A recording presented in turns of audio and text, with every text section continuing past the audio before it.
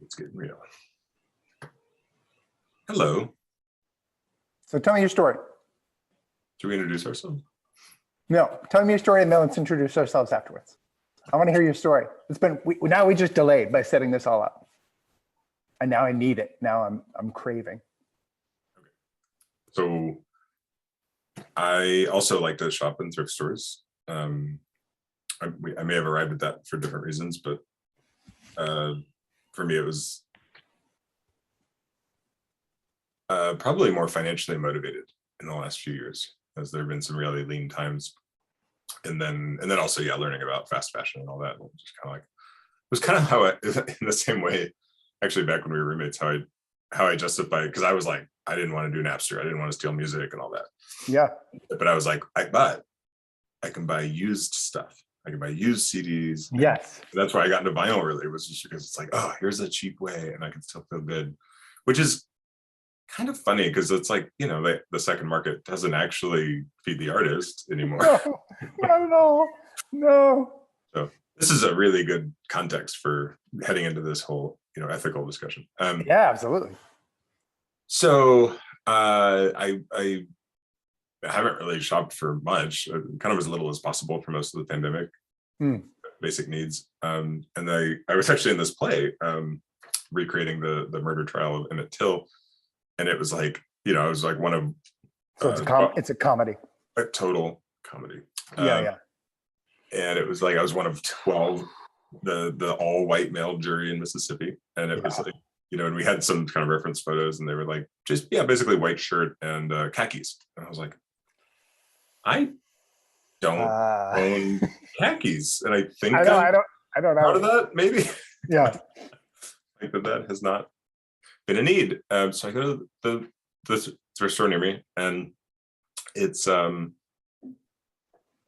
mean, yeah, like just because I haven't been in a lot of retail environments, and I think this was more than a month ago. So I know a lot of what we're going to talk about today is the shift.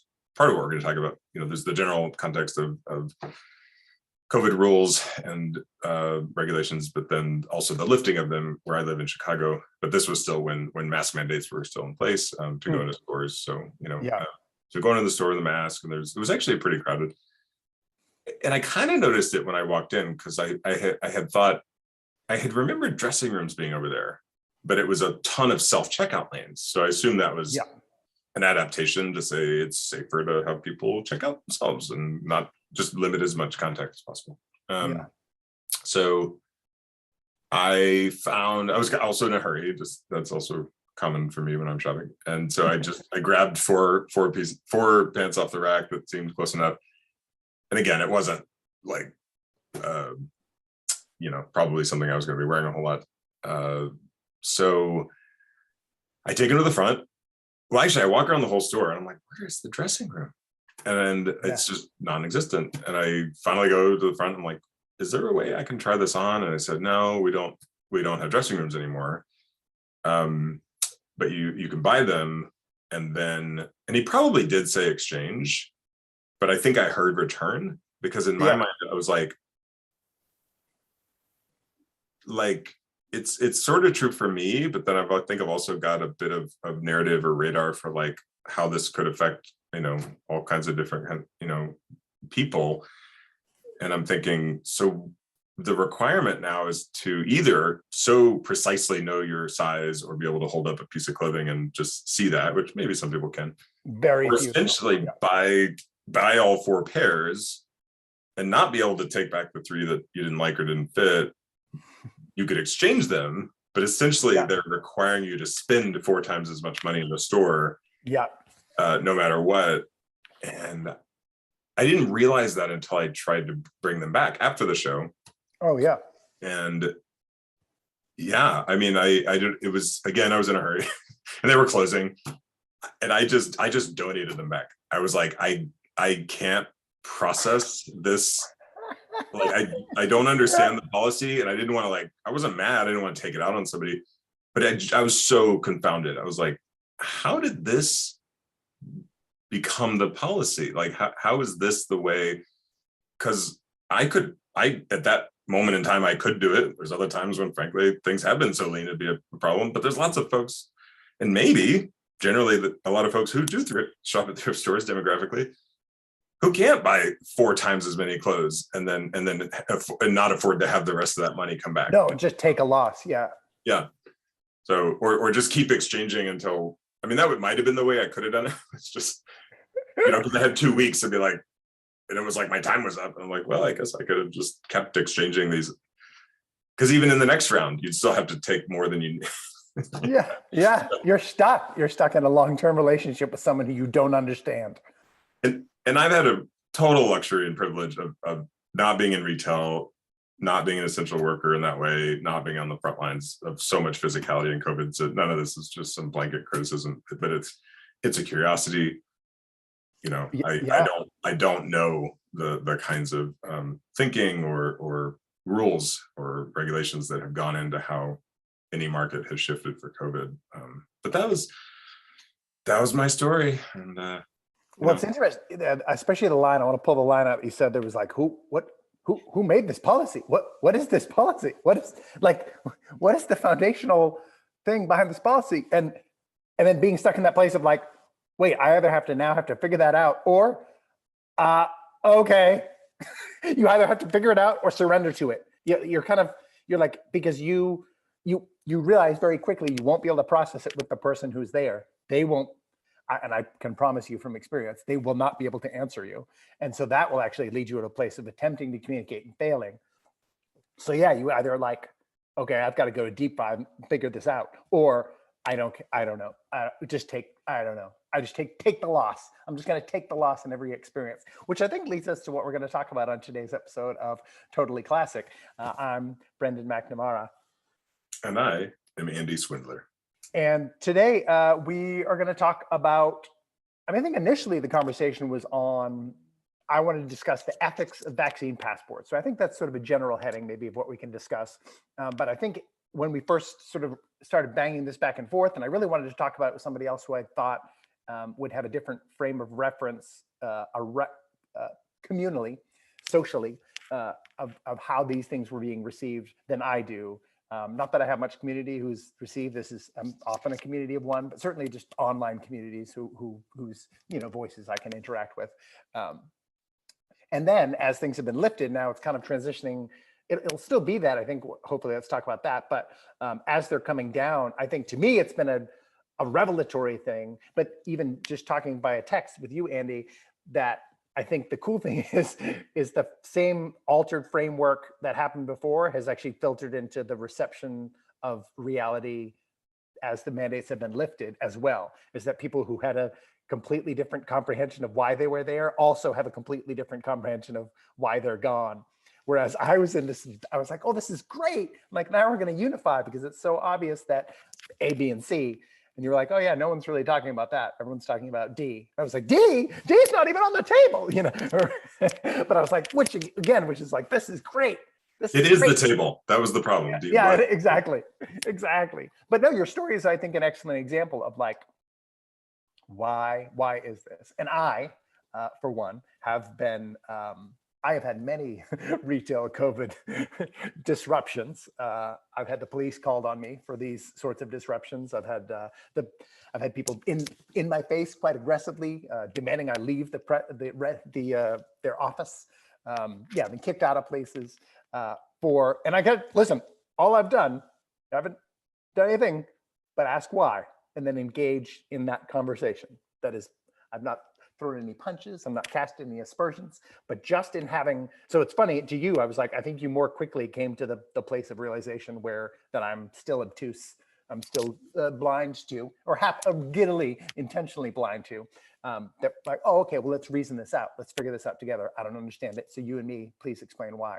And having had now dozens and dozens of conversations over the past 2 years, zero, I'm not joking, zero people I've spoken to asking, why do you have this policy, have ever been able to answer the policy beyond like sort of the first kind of 1 or 2 ways you can begin to answer that, 9 of which usually are genuine answers. So in some ways you save yourself a lot of headache. It might have been worth the like $14 to $18 that you'd lost to save yourself the emotional pain of realizing that you would fail to communicate with a fellow human being. which I know causes me literal gastrointestinal distress. Well, it was around $40, so I may be shopping at the wrong Oh thrift snap! store. That's a nice thrift store then, man. Yeah, Yeah, four pants, dude. Chicago prices. I don't know. I guess. Well, yeah, no, it is a more competitive market. Well, and if you went, there are certain levels of thrift stores. You go in some thrift stores where it's like, I'm probably going to find what I'm looking for, and there are other ones you're like, who knows? It's going to be dynamic. It's going to be amazing or absolute trash. And I spend 25 minutes here, and I get some sort of an allergic reaction, and I leave with nothing. You know. Yeah, it might even be a chain. Yeah, it's definitely there's a yeah, it's a bit bougie. more institutional. Yeah, it's a bougie one. By the way, I'm realizing, I don't know if the mic is picking this up, but I will share one of my absolute favorite points of joy, which is my solar powered dancing unicorn.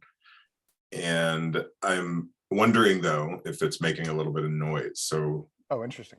A rare occurrence. I'm gonna ask my unicorn to maybe go over here and be out of the light and stop dancing. Oh, nice. Oh, I didn't hear it at all, but you might. Who knows? You may have a nicer mic than I do. I doubt it, but anywho, that little technical thing aside. Yeah. Yeah, I think that, I am so grateful. I don't know. I think one thing we realized in our very, very long text threads was something, one of the things we share in common, other than that one album. Which I think, wait, wasn't that the comic? We didn't mention this last week, but just to like. But should we? Shouldn't we? Maybe. No, yeah, right. Let's keep it. It could be a whole thing where we ask people to guess and. Yeah. And then give away something. Yeah, we'll get that. We'll get the band. We'll give away 3 pairs of khakis. But curiosity, curiosity is just something we both, I think, naturally have. Yeah. And not just like, well, maybe everybody has curiosity at some level, but it's like a core driver. It's like, wow. Like it's one of the first, if not the first instinct for both of us in a situation where we're just like, whoa, like what? Like maybe doesn't make any sense at all. Yeah. And so I so appreciate, even before we started texting, just some of the things you've put together that have provided really alternate viewpoints from where I was.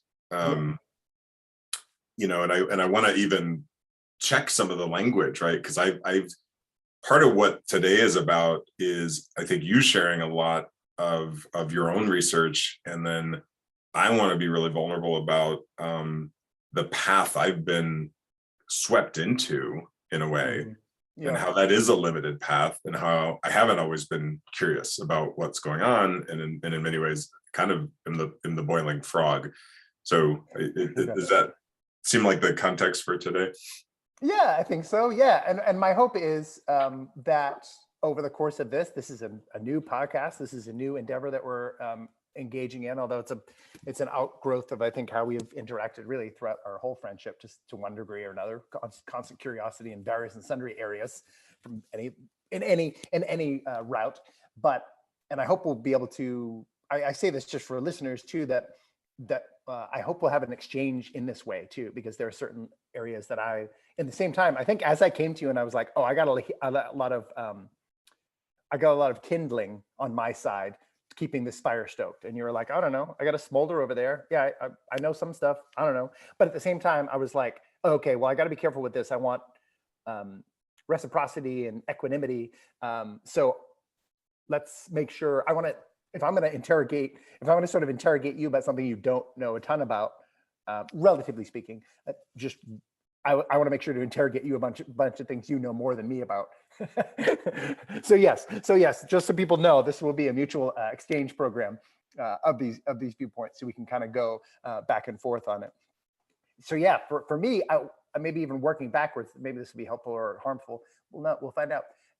I thought recently, as most specifically, there are mandates. There specific in Chicago. You had one here in Raleigh, North Carolina. We did not have one, but there was in a number of cities throughout the United States of America where the way I would describe it as medical apartheid. That we introduced segregation to public spaces such as restaurants as a prime example, but museums, DMVs, libraries, all sorts of things, which were already sort of soft done a year previous with mask mandates, but it became even more, I think, fundamentally internalized with vaccine mandates, where people would need to provide proof of vaccination in order to sit down at a restaurant and eat. Now, as far as I'm aware, since Jim Crow, I don't think in the United States there's ever been a law banning people from restaurants, other than on an individual, of course, behavioral basis. That if you frequently come into that restaurant, with a hammer and you continually smash, the menu behind the counter, you might be banned from that establishment. And owners reserve the right to refuse all service and that sort of thing. That has always existed. Do you speak from personal experience on that? Just the desire, to just break things, certain beautiful things, certain like beautiful fragile objects. Some part of me is like, that would be pretty cool if it's smashed to bits. I need to leave the museum. The name you've offered to restaurants when we've been together is Kaboom. So there may be a there. Yeah, there's an explosive aspect. The only two I can think of are, no shirt, no shoes, no service. Yeah. And then various forms in different areas related to guns, like based on what the gun laws are. But those are the only gun laws are. Yeah. Which I felt like mask mandates were in precedent of. You know what I mean? They still were. It was my whole contention. It was an ideological compulsion because it was. But at the same time, it's no more an ideological compulsion than not wearing a shirt, for example. In some ways, mask mandates kind of were in precedent with that sort of what we're all accepting of. What I found troubling is then vaccine mandates were introduced and everyone was like, that's okay. Especially in that moment in time where vaccines were not the most protective, wasn't the most protective immunity to be had by literally by a degree of, it was 27 times less protective against protection. So against infection. So that was kind of remarkable. And then no one seemed I wouldn't say no one, but very few seemed particularly riled about it. And at the same time, our president was talking about, literally with kind of an uppercase T, uppercase U, the unvaccinated, as though it was a category of person. So my whole premise, this is sort of my thesis statement, that we, in the space of 1 year, and this is fascinating, and I know I get too happy about it, but it is fascinating, that we introduced a new system of dividing human beings and of othering, very specifically, from the highest levels. And then we enacted segregation based on that othering in 1 year, all in 2021. Never before had I ever heard people divided into vaccinated and unvaccinated, as that was never a category I interacted with for 43 years of my life, as what we would refer. And I think that's true for most people. And yet, by the end of the year, vaccinated and unvaccinated was the category by which you could either gain entry to a restaurant or not. And that, I mean, honestly, that just blew my mind. And so for you in Chicago, I had a completely different experience than me in North Carolina, where I'd say there was literally one restaurant that I know of in Raleigh that voluntarily enacted that thing. And I would say within 48 hours of that announcement, I was blocked from their page on Instagram. So lets you know how that went. Well, and that's, I'm just even thinking about the examples I just mentioned. I mean, gun laws may be that's going to vary, but I think no shirt, no shoe, no service, as an example, that's an individual voluntary. That's not a state mandated. Yes, that's never been a state mandated thing. There also had been attempts to discriminate on, of course, in all kinds of different ways. But that's all been personal, like this restaurant or this bakery. There was some notoriety around not wanting to serve LGBTQ communities and things like that. But that's you're talking about state mandated. That's the distinction, right? State mandated, or even just enacted in a public fashion and not challenged or derided on it. I think the baker is an excellent example. And when I brought up to my friends immediately, I was like, oh, wow. So all of Los Angeles is like the Colorado baker now. They've just decided that certain ideological people they will not serve. They won't even allow in they'll ask to leave their establishment, which is far beyond even that Supreme Court case, right? Also fascinating, one of the people who was rejected by that Supreme Court, sort of rejected by that baker, they're buddies now, which I just think is, I just want to footnote anyone who'd never followed up on that story, that like he's friends, he's maintained a relationship with one of the people who he wouldn't make a wedding cake for. I just think that's something we should just hold on to as people, in the same way that I want to talk to people with divergent views, that people can form friendships and admire each other, even while they find life choices detestable or whatever. But even that, he wouldn't be like, you need to get out of my bake shop. You know what I mean? You need to leave. You can't leave. You can't come in here, you homosexual. You know what I mean? I'm not going to tell you your cake is different than, yeah, for your wedding or whatever. It's like, because I don't believe I can give you a wedding cake because I don't believe you can get married, essentially. I don't believe it's a wedding, so then I can't do that thing, right? So then but again, that's a comprehensive ideological thing that we have to go, wait, wait a second, what do you say? Why won't you make him a cake? We need to flipping talk about that, right? But I think especially this came about both voluntarily here, which I thought was ethically egregious, but then yeah, from a state mandate too, when I was like, oh great, well no one's going to do this, and then to find out, you sent me signs from in your neighborhood where people were, oh no, they were full on doing this, and I was like, oh cool, well everyone's going to protest like Black Lives Matter did outside of restaurants in New York, and it was like, nope, no one did. No, and I'm feeling like another piece of context might be, so I am vaccinated with Pfizer, and I've had 2 boosters. Ooh, you're double boosted, baby. You're four deep. I'm double boosted. Yeah. And wait, is that right? Or were you 3? Are you 3 deep? I'm 3 deep. I'm 3 deep. Okay, so you're just single. You're single boosted. I'm single boosted. Yeah. Yeah. I'm thinking of the second shot as a booster, but that was actually part of the whole vaccination sequence. I'm 3. I'm 3. Yeah. I'm 3 sticks in. 3 in, baby. 3 sticks to the wind. Triple jab. And for me, I was extraordinarily careless about the first one. It was largely motivated by my mother, and she was quite afraid at the time, and I think I would have done it, but I wasn't in a hurry to do it. I wasn't in a hurry to run out and do it, especially because in the beginning it was like, we should save those for folks who really need them, and then it was and then it flipped to, we can't give these things away on the corner of the street. So we lost millions and millions and millions and millions and millions of dollars of expired vaccines over the past. Within like a month. I mean, no. It's government, dude. They waste money like crazy. Whatever. So and all the way to the point of my mom making the appointment, and and just because she's retired and this was really important to her, and she was kind of not wanting me to stall. And again, I wasn't like, I'm not going to do it. I was just like, I don't think it's I never thought it was that important for me for a variety of reasons, just due to my health. But I did buy into the idea that, this might, I do worry that they might be more vulnerable. And if I want to hang out with, my elderly parents, like that would be a thing to do. But all the way to the point of when I actually got the shot, I didn't know which brand it was.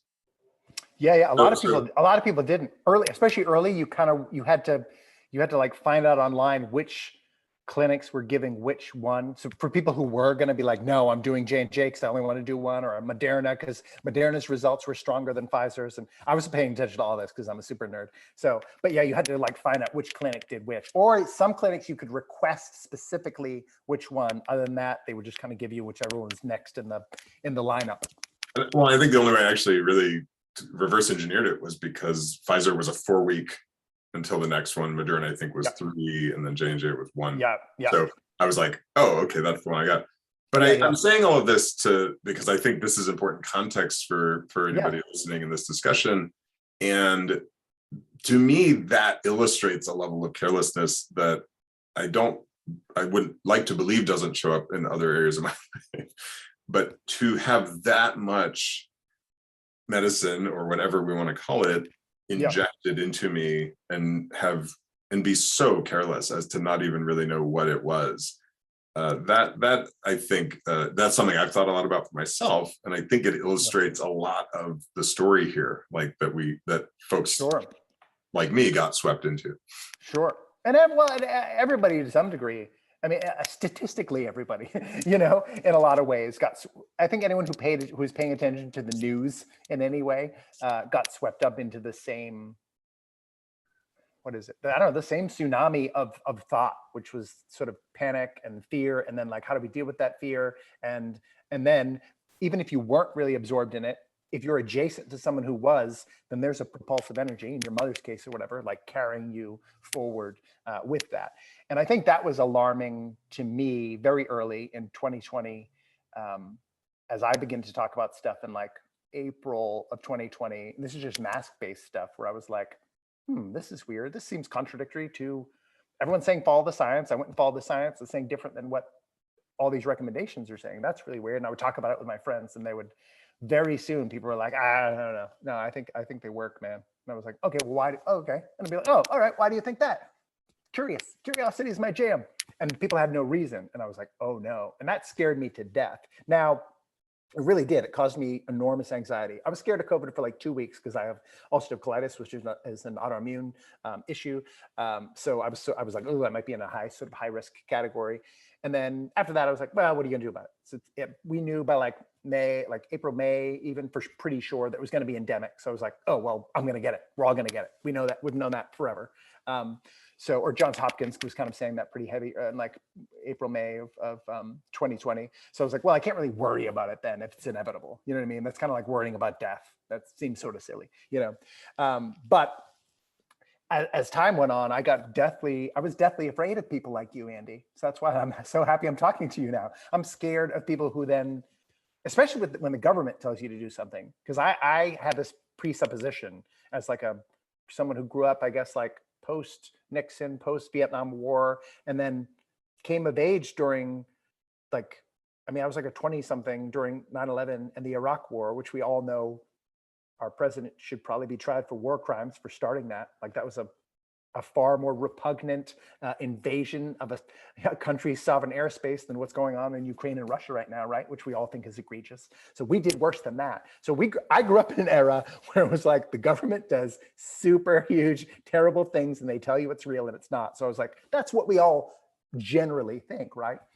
And so for me, like, I think it put me in a state of panic, but in panic or fear, I go towards the problem. I go towards the tension, and I started exploring to the point where it became, I think, I was pretty ravenous for information. So I think it's fascinating that we have these completely opposite trajectories of curiosity. And in some ways, though, but I don't indict you or anyone. To me, I just try to engage people to become curious, because at the same time, there are plenty of things in my life I'm not curious about. You know what I mean?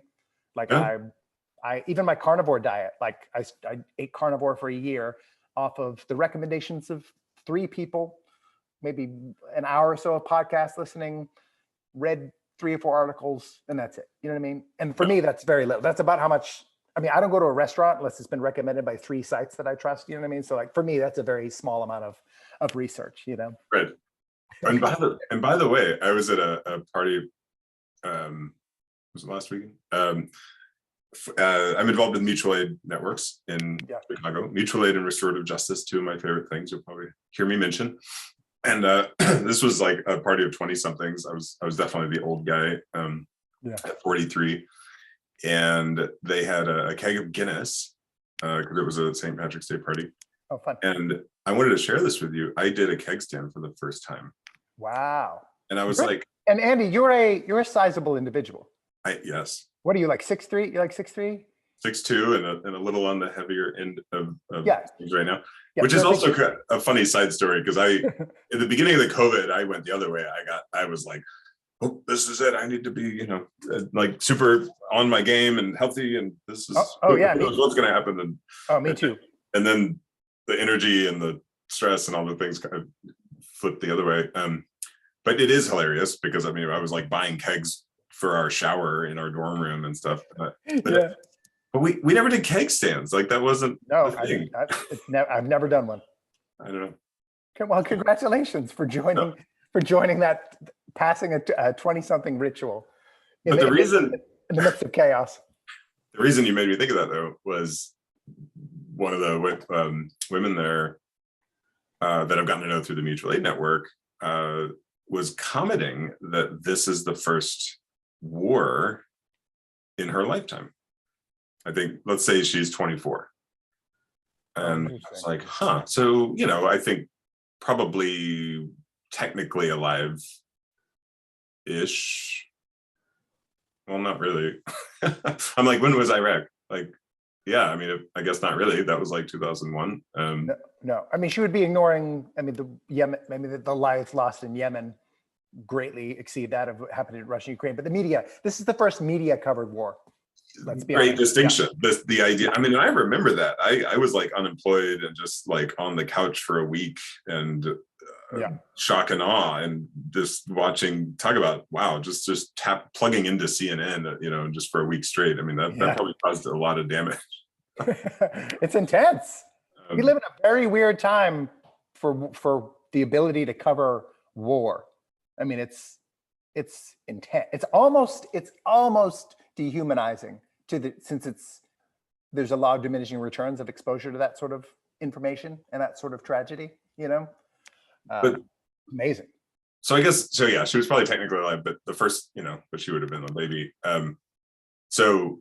But yeah, great, your distinction about a media covered war. I almost want to call it like an official war.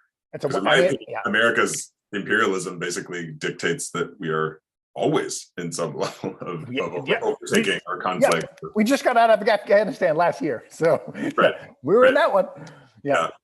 And people have accused people of this being explicitly race-based, which we can maybe discuss on a future episode, that essentially it's like white people killing white people. No, I don't think that's why people are interested. I don't know if that's completely accurate or not. I think it has quite a bit to do with this whole Russia has been the boogeyman for our culture for generations, and so it's like it features the main villain. You know what I mean? It's like the end of the level or into the season finale, or it's Darth Vader appearance. So we're gonna focus on that one.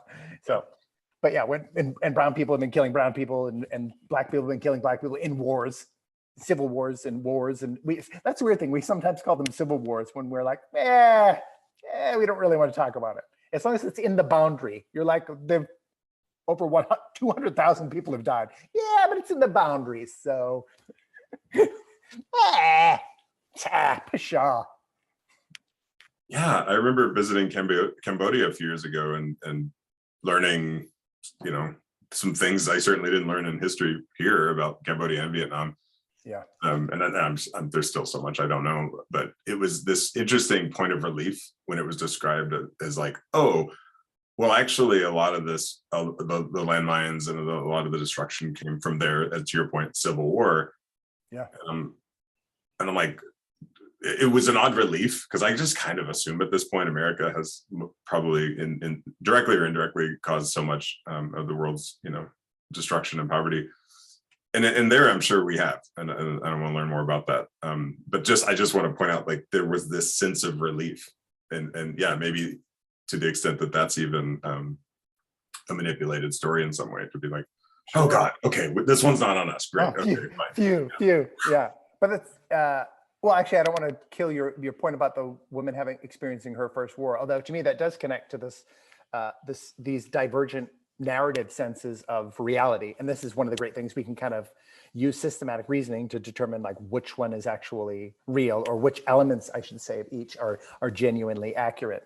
Is I think the media has driven a narrative sense that is propagandistic and not necessarily based in objective reality, which led to segregation in restaurants based on a brand new other category, to where people were like, well, yeah, all right, get over it. You know what I mean?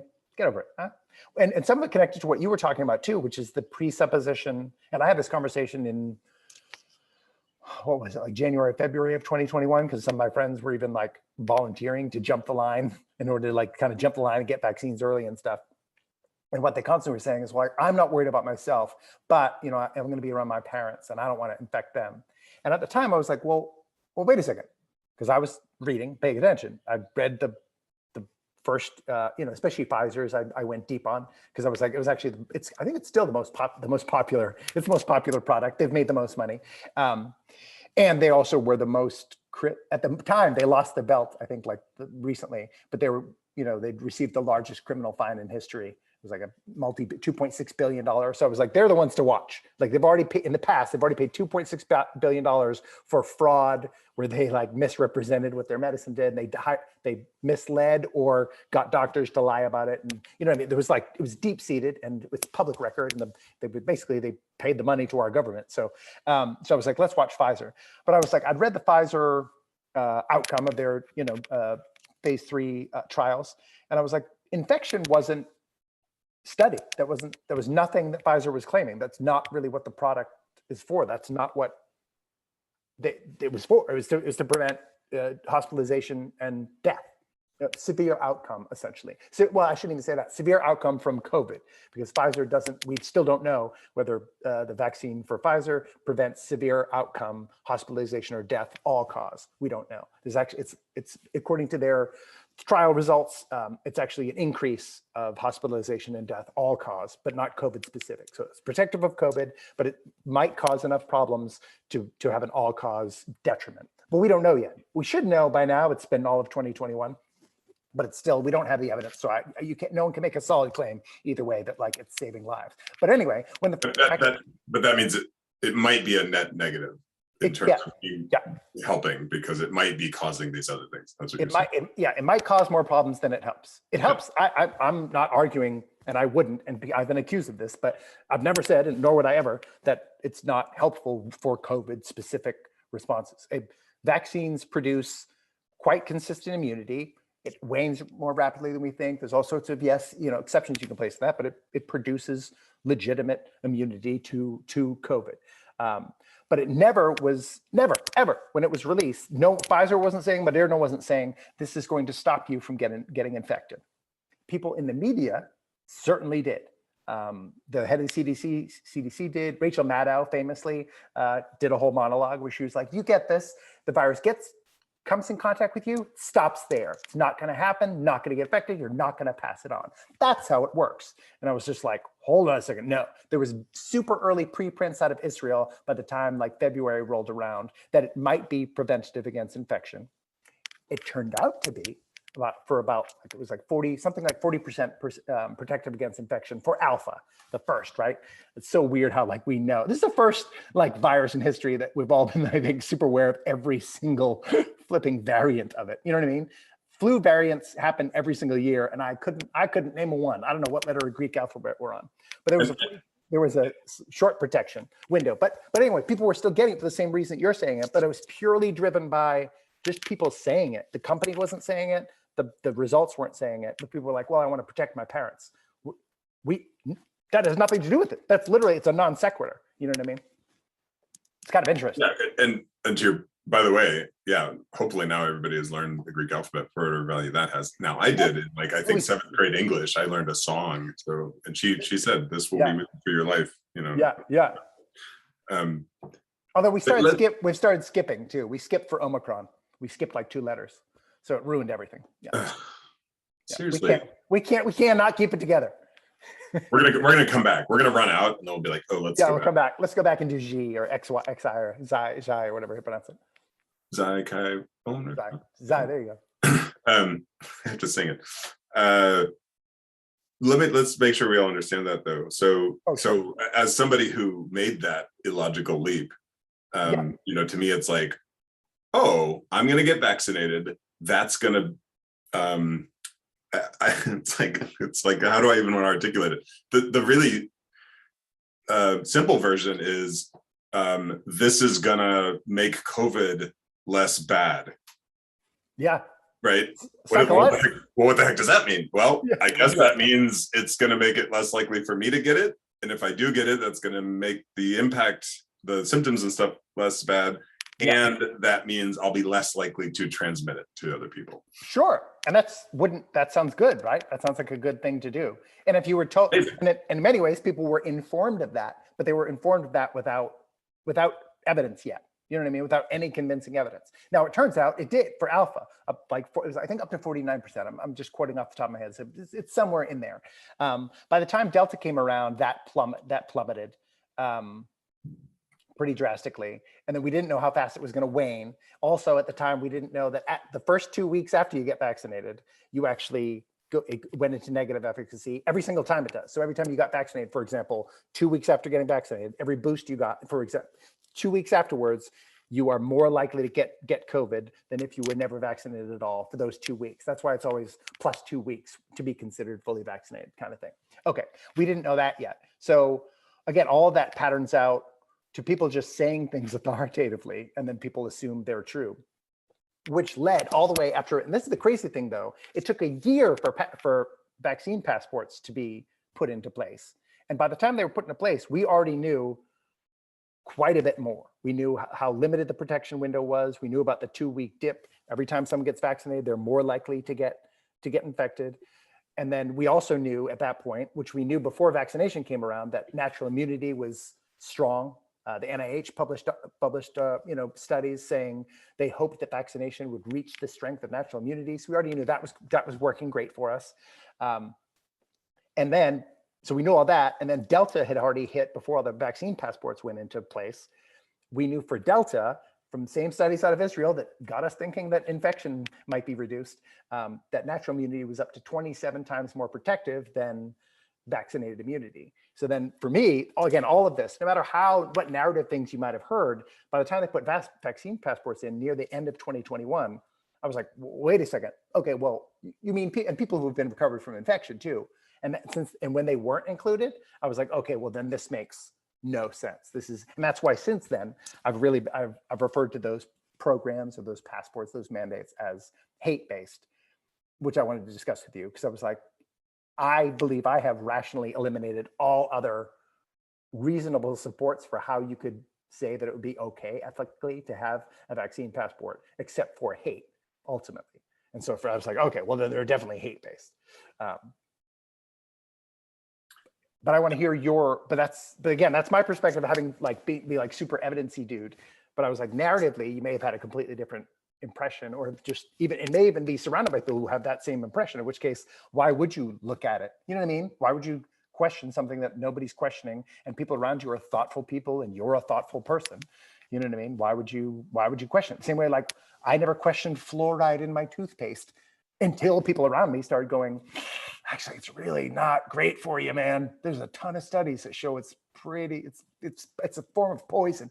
Oh, all right. I never thought about that. I didn't think I was a bad person for I was like, oh, fluoride, I guess that's a good thing. Thanks, Tom Zamain, or whatever, you know what I mean? But any poison in a small amount is a medicine, isn't that? Just a little, man. It's the chemo. That's the chemo sense of things, or tobacco. Look in the comments to see if that's true. Yeah.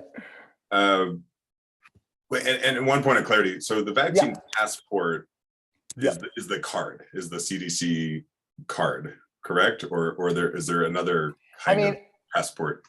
There are, well, this is the funny thing, because a lot of the vaccine mandates have gone away, but the digital systems to sort of maintain your sort of vax card, that kind of thing, are actually still in place in a lot of places. And the system is growing. They're actually like going, oh, good, let's get this system in place, which to me seems a lot like social credit and scary, and I don't like it at all, so I don't like that. But in general, also vaccine passport, I use it in the sort of colloquial internet way, meaning like anywhere that you have to have this in order whatever it is, proof of vaccination, right? Yeah, proof of vaccination in order to A, B, or C, whatever it is, Well, and it's funny because I think this conversation has given me a healthy dose of certainly, thinking or double checking. And I was renewing my license, which is hilariously, my driver's license, which is hilariously, it actually expired in the summer of 2020, but Illinois kept extending that we could keep driving on it.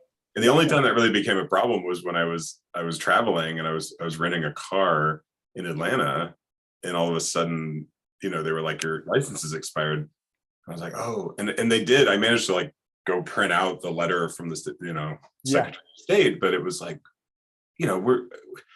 we don't have papers within the US. That's not a thing typically. And so I know lots of places do. So that was one of the first moments for me where I was like, and it was pretty easy to overcome, but it was like, oh yeah, like the difference in states matters, because in Illinois, I can drive legally, and then here, that's different, or I need this extra piece of paper or whatever. So that's it. And I mean, even just at the level of like, they didn't even design those cards to be wallet sized. Like, just Yeah. there were like even beyond the much more substantive things you're bringing up. It's just like some design flaws, you know. It's just like, why make a thing like, if you're gonna make people bring this thing around?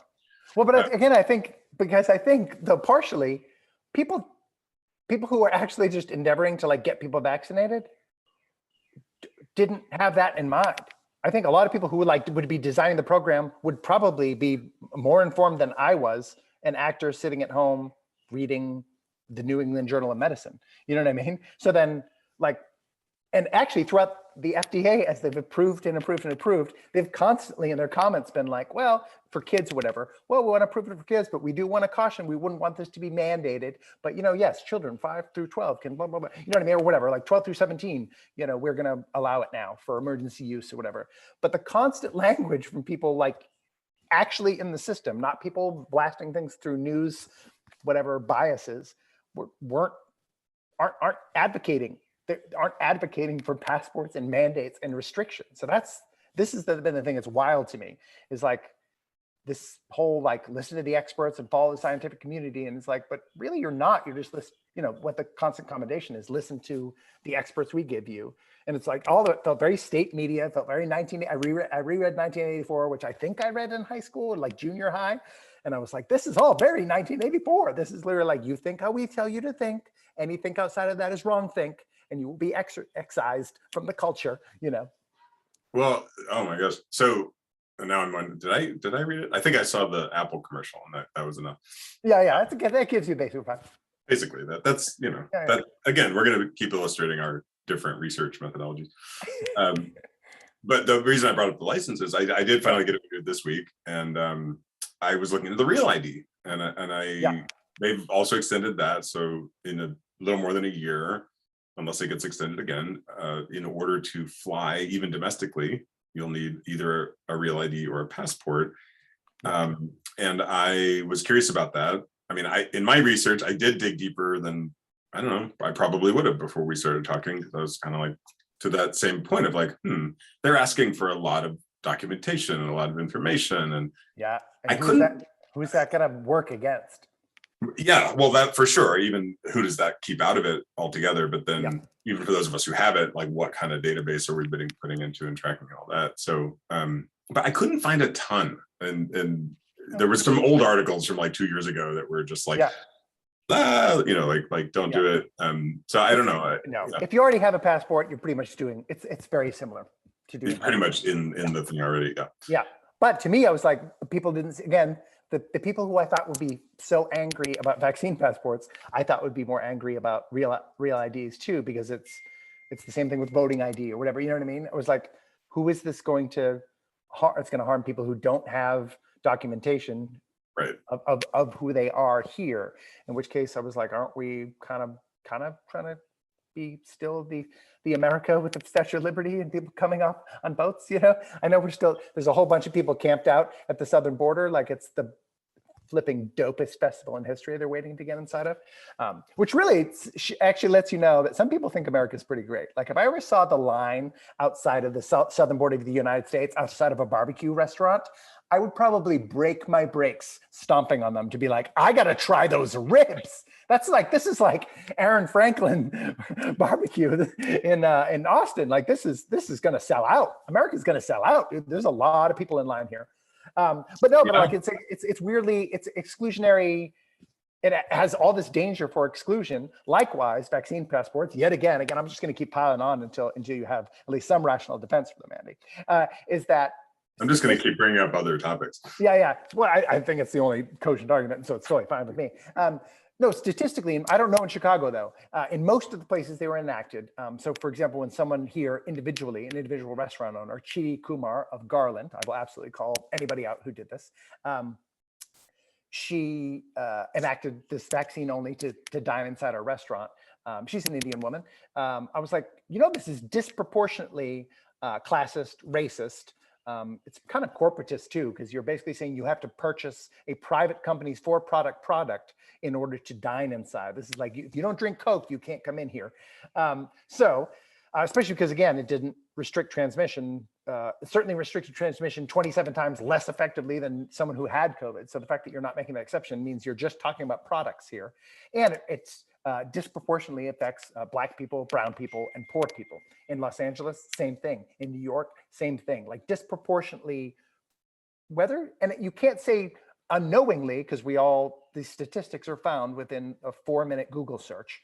And when I had these arguments with these people, I would literally be like, what's the rate of vaccination? Vaccination rates were, especially at the time, publicized to the hilt. They were trying to let you know, peer pressure wise, like how vaccinated your community was, you should come alongside. And Black folks, brown folks, poor folks, disproportionately unvaccinated, which means Black folks, brown folks, poor folks, disproportionately excluded from public life. And nobody who I thought would be really concerned about that said really boo about it. You know what I mean? Other than obviously some BLM chapters in New York. Obviously, like raised the issue and picketed outside, but that I swear that lasted like 4 days or something, and then it was like, well, that's over. All right, well, whatever. Black people can't eat in New York anymore. All right, whatever. It's so weird, and especially in Chicago. To me, I was like, I thought people would start shooting places up. Like I thought people would start burning places down. So Chicago is already like has a troubled history. It's like in Boston too. Boston did the passport. I was like, what's going on? New Orleans. I was like, wait, yo, these are places with like some perilous, like segregative practices that have led to violence and disenfranchisement to levels that are pretty impressive outside of, Mississippi. You know what I mean? When like the terrible stuff we think of, like when we just think of like racist terribleness.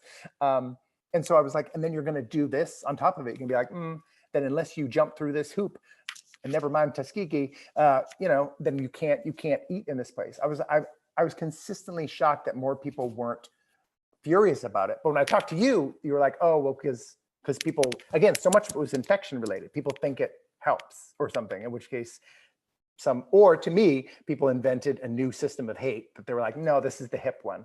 We're not really as into that as we are into hating the unvaccinated right now. So let's all team up on them. And that's good, because then we can all team up, like Black people and brown people and everyone, we can all team up and hate the unvaccinated. So that's unifying. It's like having a common enemy. It's like Russia.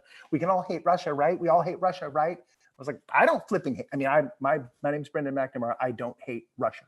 I don't hate Russian people. I don't think invading a sovereign nation next to you just because you're scared they might like start threatening you, which is, I don't know, whatever. I don't know. I don't live there. Maybe it's real. Maybe it's not. I don't think it's right, but I don't hate flipping Russia. You know what I mean? Just like I don't think people should hate the United States when we invaded Iraq for no flipping good reason. You just be like, oh, y'all leaders are up to some bullshit. And you're like, yeah. And just like most of us here in America, we're like, yep. Just like I have seen plenty of people in Russia who are protesting on the street, being hauled off and thrown in prison, So to me, that's why, again, I just think I was like, hate is that's the only like solid rationale I can see. And I'm shocked. I don't understand why other people, or why literally almost everybody wasn't like, yep. Why don't you agree with me, everyone? Well, we're here to, try to get everybody to agree with you. Sure.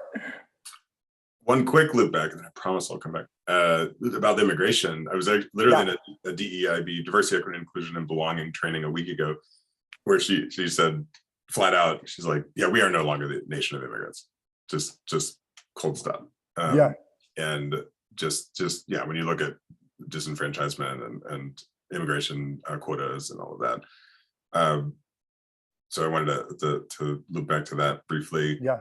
And your point about, and this is I'm grateful that I do, I'm just in my work and due to us, most of us living in the matrix for a couple of years, I do talk to people all over the globe. I do have friends who immigrated here. Yeah. And you're right. As many things as we can point out that are totally fucked up about the US. Sure. People will travel through great hardship, 2,500 miles to get here and stand in that line for the barbecue. Yeah. And it's like, okay. And I think we can hold both of those things, hopefully, and say, Yeah. lots of work to do here, lots of problems, and Yes. okay, like we've done something. Yeah. America still has something. Yeah. I want to briefly just answer it and then I'll let you talk because I've monologued already. But like, I keep seeing it as we need to, and I've felt this since I was 12 years old. Thanks a lot, Public Enemy. Help me. I think get on this train and realize like who America was. But like, America #1, like that whole sensibility, got to throw that out. Like it's simply in fact. But America's the worst, completely false. You know what I mean? Like it's that thing of like, well, and I think too many people held on for too long to like, we're #1. And once we failed, then it's like one or done, man. It's like, no, we can be the 16th or 27th, like most immigrant friendly nation on the planet. And that can also be really good. And let's just try to move up the list, right? Let's try to get to 13, 12, 11. Let's aim for one, right? Let's compete. We want to be competitive. But like to act like, for example, we're like we're the worst, you know what I mean? We just hate all immigrants. You'd be like, are you out of your mind? Have you looked at other countries? You know what I mean? Who shoot immigrants? You know what I mean? Who round them up and stick them in prison camps? You know what I mean, or whatever. That's pretty much what New Zealand has been doing for people come in. They'll literally put them in quarantine and keep them there. You know, so let's slow our roll, guys. Let's get over the issue of being like, you're no longer the gold medalist. What does it feel like to be ranked number 28? Yeah, we've got to share our attention, but yeah, that's it. Like, let's be honest where we are, and let's try to improve. Yeah, let's just get better. That's it. Yeah. No, we're the best. You're right. Like when we're not, the insistence that we are #1 is, of course, not an honest view of where we are, which means we can't move anywhere from there because we didn't start from the right. Yeah. Like that opening scene to the newsroom. Yeah, I thought that was great. I love that. At Northwestern. Yeah. So coming back to the topic du jour, this was something that was hard for me to process as somebody who spends a lot of time in social justice circles, with a particular focus on racial justice, and I hadn't noticed it. I hadn't thought about it. So that's the frog boiling. Coming back specifically to your point about the segregation due to this, and I mean, I may have had some fleeting notion of like, well, yeah, I know not everybody's vaccinated, and I understand there are clearly trust issues for why certain groups of folks don't trust the government or institutions in general. It's interesting, actually. This morning I was at an event. It was the first time this group I'm involved with, Conscious Capitalism Chicago. I'm not very actively involved anymore, but first time in person in 2 years. And in fact, I remember that really clearly because it was like that Friday that the pretty much we went into lockdown was the last event, and I didn't go to that one because I felt a little not good that morning, and frankly, they're pretty early morning events. I was probably just like, I'm tired. I don't want to go. But in those early ways, it was like, oh God, I don't know. Like I have a sniffle or I didn't get enough sleep and I better stay away, which was like the prudent thing to do. So anyway, we're all there, we're unmasked. One person I know was wearing a mask, and I was curious because, now that the mandates have been lifted here, it's interesting to kind of see who's making a choice. And again, that curiosity of like, why are they or why aren't they? And why did they before if they're not now? Yeah. Well, it turns out he's recovering from COVID. And he explicitly cited CDC guidelines. He said, well, I'm 7 days in, which their guidelines suggest that I think he said something like, I won't transmit, but I should wear a mask still to curb that or whatnot. And I know we haven't talked a lot about masks here today, but that's the other piece of your research. I know that you've done a ton of, and there's a piece of that common sense. In some ways, I think the common sense is more clear and yet more deeply flawed in the mask zone, the vaccine zone. Super weird. Yeah. But he was, so I bring that up because there's so much of this. I think a lot of what you're asking is like, I mean, I want to come back to hate, but a lot of it's like, who do we trust? And we do have this thing called the CDC, and I'm not here to say everybody should just blindly trust the government, for God's sake, which in America is so so largely driven by corporate interests. Yeah, Um, absolutely. but I think I was raised in a way where that is it. That of course, Yeah. good old, Father Fauci and the CDC. This is what we trust. And so it was interesting to run into that this morning, even now that things in a very rapid amount of time have opened up, and most of the environments I'm in, we're not really doing that.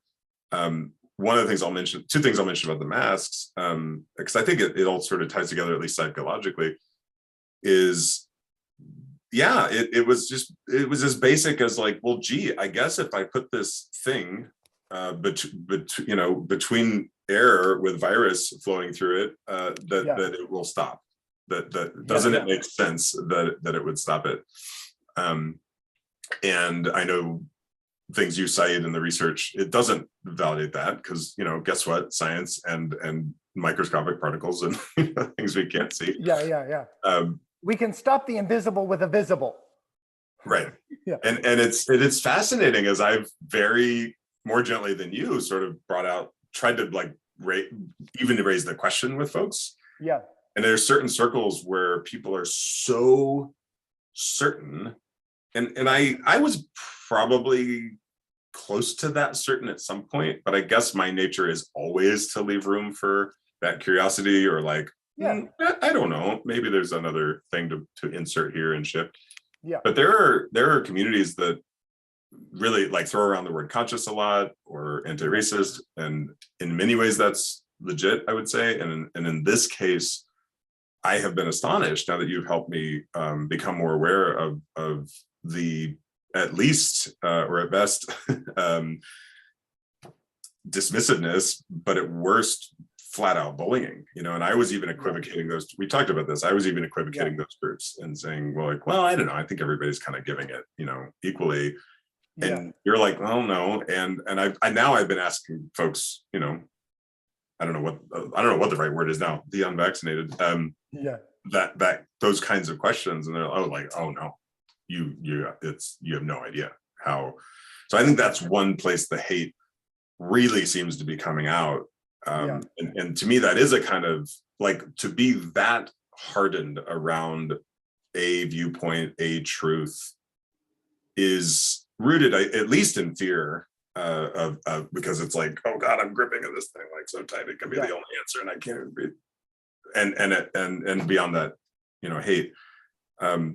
It's harder for me to make the connection that because I have sort of bought into the CDC or a certain version of science that's been presented to me, that my choice to eat in a restaurant that only allows people with vaccinations is hate. And yet I'm here to have that discussion, because I think I shared with you the most egregious one I saw. And again, I don't know if I would have really noticed this had we not been talking, was a restaurant sign that said, vax only. Yeah. And you change one word and we're back in 1950, right? So and we've never seen signs. I've never seen signs like that in my life. I'm 43 years old. I've never seen a sign like that other than like a private event, right? Going to a restaurant that you just walk to. Right. And I am, as an unvaccinated person, even before I was infected by COVID, in which case I was like, oh, cool. All right, then I'm done. I was like, this is not kosher. This is not a reasonable, it's just not a reasonable separation, right? Especially in a time period, I think, where we're examining every institutional binary categorization of human possible, right? In the zeitgeist, this is everything's up for grabs, right? We're constantly debating over everything. That we invent a brand new binary in 1 year, and everyone's like, "Yep, that's absolutely how that is." Now, I bring that up because I think psychologically, as a society, that's partially why we gravitated towards the unvaccinated, vaccinated binary, is because we've loosened up all these other definitions, and we are binary creatures. It takes a male and a female to create a human being, right? So just in terms of the sustenance of our species. So once that It gets started, feels safe. It feels so safe. yeah, you're like, well, and it's because it's just, and it's foundational reality, right? So you need a male and a female to create a human being. That's how the species survives, right? So then, but as we start going, well, yeah, but what are those, and what else do those things mean? And then how much can we apply that beyond the biological unit? Blah, blah, blah. So we start breaking apart fundamental reality. Then people are gonna look for new assurances, right? Same thing happened with you disrupt society. People are going to look for new assurances, and this became this thing of like, I'm this kind, you're that kind. Tribalism gone wildly awry, to me, led to this moment where, where people just wouldn't, and I guess I had to confront this while talking about this to you, that it wasn't that people were like, yeah, F the unvaccinated. They just didn't even think about it. So then I switched to the personal when I started talking to people about it. I was like, y'all, that's me. And I spoke to some friends of mine who had gone to LA, and they were telling me a restaurant they were going to go to. And I was like, yeah, that place sounds delicious. Please don't go there. Please don't go there. They wouldn't, you have to understand, they wouldn't let me in if I was there in LA with you and I had COVID. So at the time, I had already found out that I had COVID. I tested positive for antibodies. I didn't know I had COVID when I had it. So who knows? I was like, they wouldn't let me in. They would say, we can't serve you, sir, even though I'm up to 27, because at the time it was Omicron wasn't really fully rolling yet. So in Delta, I was up to 27 times more protected than being infected than you. So I would be the safest person in our group to let into that restaurant, and they wouldn't let me eat there. Safer because you had the antibodies, because you had COVID. Yeah, because, and this is all, of course, everybody's an individual little snowflake angel, and this is true biologically speaking. So who knows? My immunity could suck, theirs could be great, their immunity could suck, because we're all individuals. But generally speaking, from what we know, I would be the most protected person there in terms of safety, if the vaccine mandate was about safety, which it is not. Just definably, it isn't, in my understanding, objectively. So I was like, please don't go. But I'm trying to put a personal face on it. You know what I mean? I was like, no, it's when you go to a place that won't let me in. And again, the thing that struck me in that moment, I don't think they listened. I think they went to the place, and then actually not terribly long after that, they sort of barred me from friendship, which sucks. They're some of my oldest, closest friends in the world. Super sucks. So speaking of like bullying, the degrees of bullying that like, and I don't even know if it's because I'm an unvaccinated person, but it's even for questioning and talking about these things. I try to put a personal face on it. And as I was putting a personal face on it, I was like, when have these conversations happened in the United States about this level of just like regular Joe? This isn't even like weird, interesting, like, oh, in order to vote, you've got to do blah, blah. This is just like going out to eat, man, which at least for me is just a regular part of average Joe life. Get to go to, and especially with this group of people, we go to restaurants all the time. It's like our jam. And so I was like, they wouldn't let me in for no reason. So then I would never go to a place if they were like, a bunch of this group of my friends are like, not religiously, but ethnically Jewish. So if I went to a place and they were like, no Jews allowed, I wouldn't go to that restaurant, guys. You know what I mean? Whether you were with me or not, I wouldn't be like, gosh, I can't wait till they go out of town so I can go to that Nazi place, because the whatever the Wiener Schnitzel is top notch. You know what I mean? So I was like, and so to me, and that's the same thing with you too. I was like, okay, well, just, that's me that they won't let in. And when have we had those conversations in this country? Maybe in Japanese internment. Was that post Jim Crow? That was pre-Jim Crow. So yeah, since Jim Crow, have we ever had that conversation where like a black friend could say to their white friend, your favorite diner? They won't let me eat there. So when you go there and we walk in together and they won't serve me and you walk out, I appreciate that. Like, I appreciate you got my back. You're like, well, if he can't eat there, none of us are eating here. We'll go eat, spend our money somewhere people who care about human beings, right? But it's like, but if I leave town and then I see you like at that restaurant, like, what's that about? You know what I mean? That seems like that would seem like performative friendship. So anyway, I tried to engage people on that level on it too, but even that was ineffective, Andy. I tried evidence, I tried empathy. You're an empathic person, so we can have these conversations, and hopefully it was, as you said, it was like, oh, it got me just thinking about those things. And but again, it just struck me. I was like, why aren't people? And this is why this podcast is important. Why aren't people having these conversations? So this is on the top of people's mind, Oh, and this is I just learned this last week in the training. Yeah. Like these 3 levels of persuasion based on where people are. And yeah. that was exactly it. So if people are like, I don't understand it, you give them facts. Yeah. If people are like, I don't like it, you give them empathy. Yeah. And I haven't people, done 3. if people are like, I don't like you, Yes. you give them vulnerability. So that's what, Okay. that's what I've tried. I've done with this group of friends that literally banned me. They literally like, we're not going to be friends anymore unless you get your obsessive compulsive disorder treated professionally.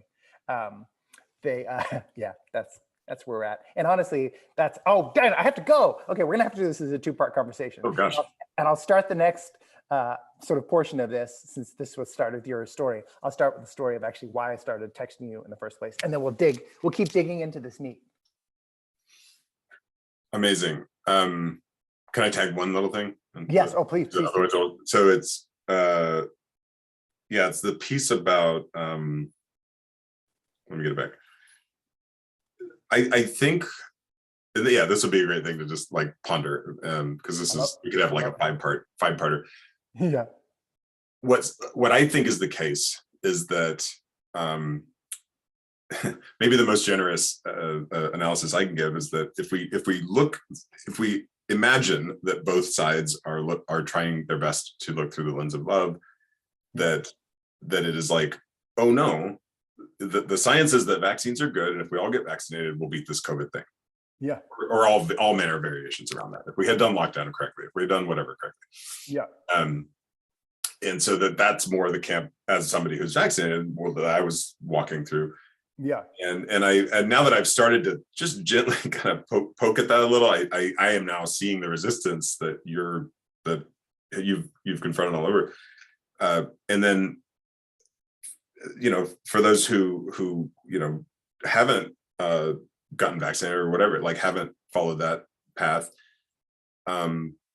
what I hear, the same thing I hear from both camps is, why don't you care about the world? Or why don't you care about people? Or you even said it, you even language, I'm not picking on you, but you even languaged it once, like, I don't take, if I see somebody wearing a mask walking down the street, I don't think they're taking the pandemic seriously. Yeah. And so some variation of that kind of language. Again, I want to be careful not to equivocate, but I do feel like there's some version of that where it's like, if you don't believe this version of science, you don't care, and you're the one that's killing everybody.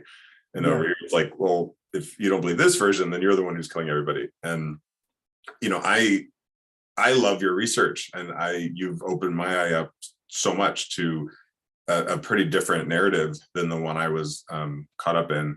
So yeah, that there could be a lot to discuss there, just around. I think so. Yeah, and I think that's where we can engage next time too. Is like just continue this conversation before we move on to the next topic.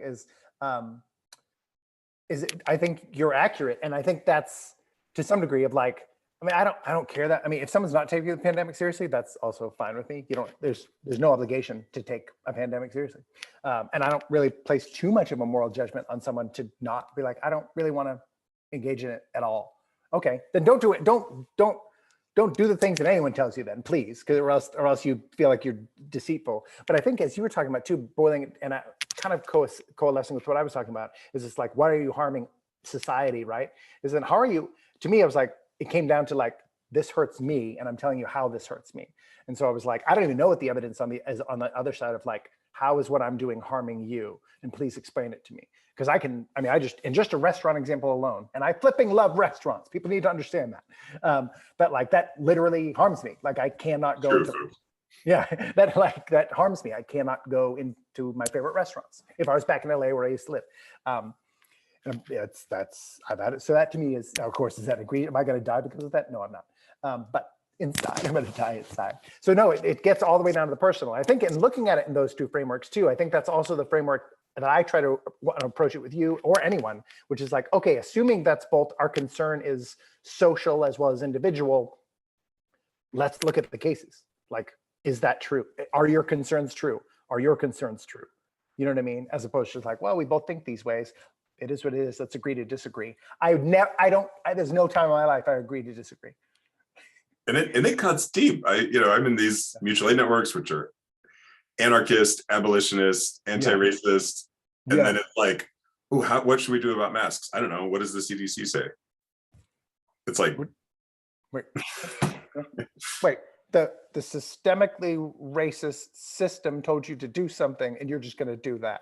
Cool. Listen, we can go down that whole road separately, just because I think people who are in the informed consent space have been like, okay, of all people, y'all, I'm real confused. Y'all got me real confused. Why are y'all over there? I'm pretty sure y'all should be with us over here. You know what I mean? I think this has been the funny thing about as things got tribal, like looking across and being like, oh, I don't want to be in a tribe at all, but look who's in this tribe with me. That's weird. Look across and be like, what are you doing over there? You know, the nonconformists always wear black. Right? That's the deal. Exactly. And Yeah. To be really clear before we go, I am pointing at myself. That's a lot of the point of mutual aid. It's not like I'm pointing to somebody who made that decision. It's like we all made that decision. Yeah. Oh no, absolutely. No, absolutely. All right. We're a community, and I love you. Love you too. All right. See you soon. See you soon, brother. I love you. I gotta go pick my kids up. Good. All right. Love you, buddy. Love you too. Bye.